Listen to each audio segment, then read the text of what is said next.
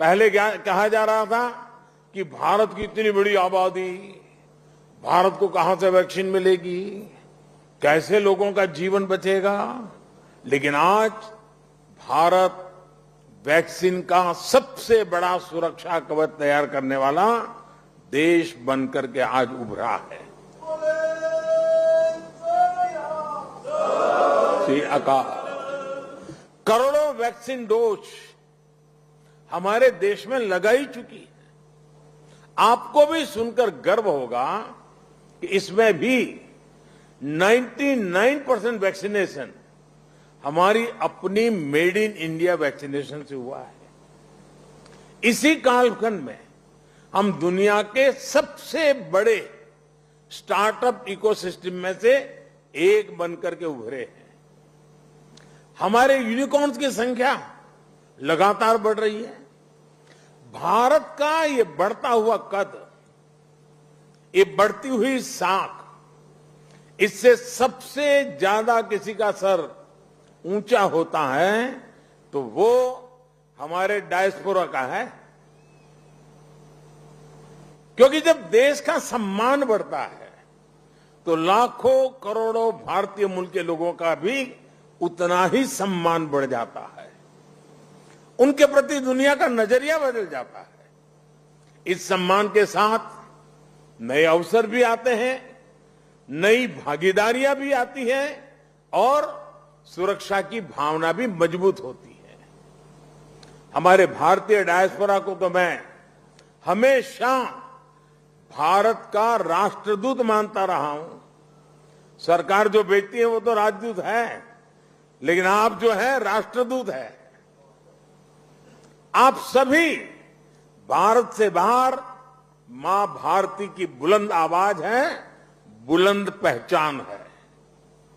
भारत की प्रगति देखकर आपका भी सीना चौड़ा होता है, आपका भी सिर गर्व से ऊंचा होता है। परदेश में रहते हुए आप अपने देश की भी चिंता करते हैं, इसलिए विदेश में रहते हुए भारत की सफलता को आगे बढ़ाने में, भारत की छवि को और मजबूत करने में भी आपकी बहुत बड़ी भूमिका है। हम दुनिया में कहीं भी रहे, इंडिया फर्स्ट, राष्ट्र प्रथम हमारी पहली आस्था होनी चाहिए।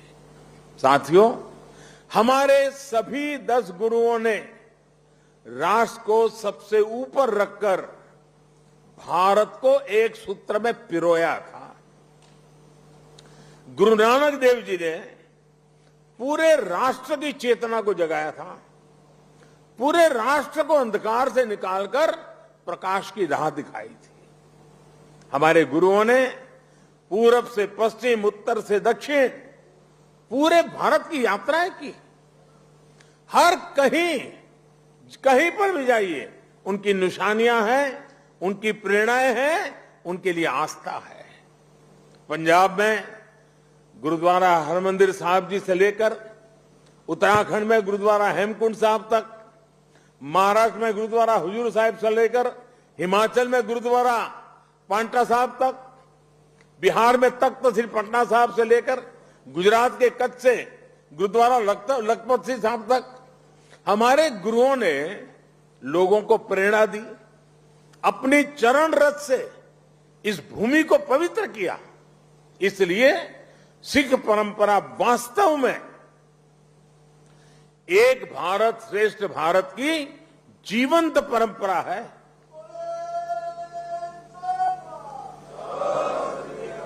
भाइयों और बहनों, आजादी की लड़ाई में और आजादी के बाद भी सिख समाज का देश के लिए जो योगदान है, उसके लिए पूरा भारत कृतज्ञता अनुभव करता है।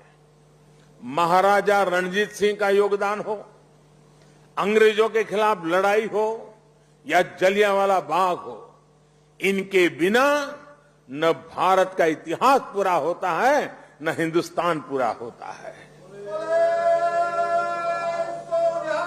आज भी सीमा पर खड़े सिख सैनिकों के शौर्य से लेकर देश की अर्थव्यवस्था में सिख समाज की भागीदारी और सिख एनआरआई के योगदान तक सिख समाज देश के साहस, देश का सामर्थ्य और देश के श्रम का पर्याय बना हुआ है।